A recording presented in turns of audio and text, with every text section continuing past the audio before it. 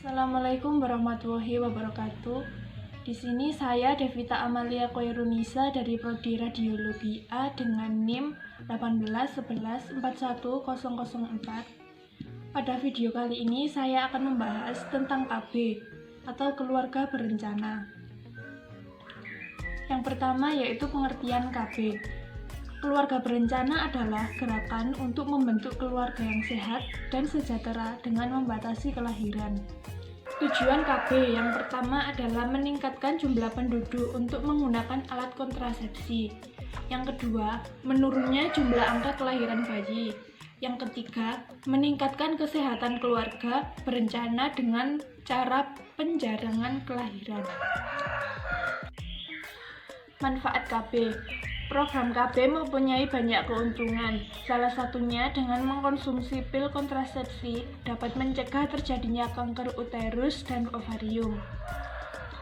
Meskipun penggunaan alat atau obat kontrasepsi mempunyai efek samping dan resiko, namun benefit penggunaan alat atau obat akan lebih besar dibanding tidak menggunakan sama sekali. Selanjutnya yaitu berita yang bertemakan kependudukan di Indonesia.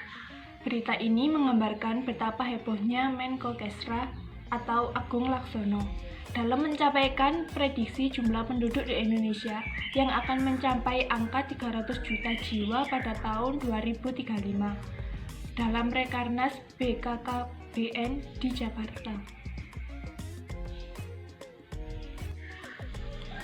Latar belakang lahirnya program KB antara lain, yang pertama besarnya jumlah penduduk, yang kedua cepatnya laju pertumbuhan penduduk, yang ketiga jumlah kelahiran dan kematian, dan perpindahan penduduk.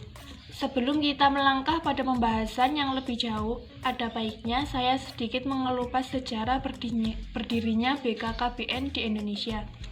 Lembaga ini yang pada akhirnya menjadi tulang punggung pemerintah pelaksanaan kesejahteraan berbasis keluarga atau rumah tangga.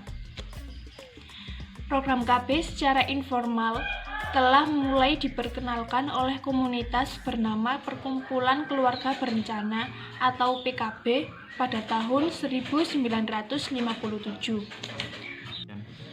Program KB pada saat itu masih termasuk dalam program kesehatan, bukan kependudukan.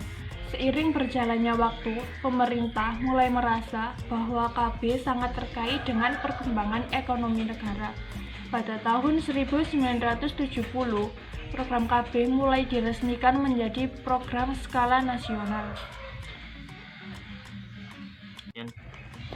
Selama kurun waktu 30 tahun, mulai dari tahun 1970 sampai dengan 2000, masyarakat Indonesia sudah bisa menerapkan KB dan menerimanya sebagai sebuah lifestyle. Sudah terpupuk pada pikiran masyarakat bahwa program KB bisa membuat keluarga menjadi berkualitas. Program KB bukan membunuh calon anak.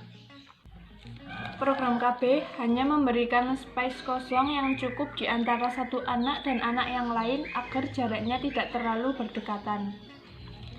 Pada periode yang sama, tahun 1970 sampai dengan 2000, angka kelahiran menjadi lebih menurun.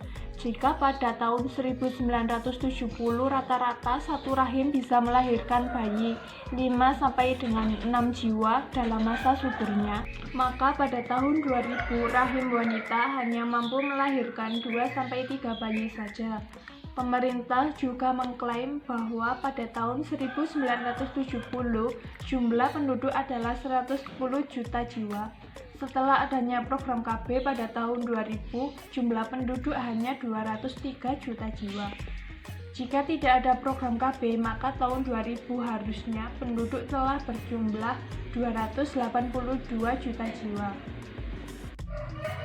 Dari pembahasan yang sudah saya jelaskan, kesimpulannya adalah dengan adanya program KB yang didukung dengan strategi pendekatan dan cara operasional program pelayanan KB, diharapkan dapat menurunkan angka kelahiran dan peningkatan kesehatan ibu, sehingga di dalam keluarganya akan berkembang norma keluarga kecil bahagia sejahtera atau NKKBS.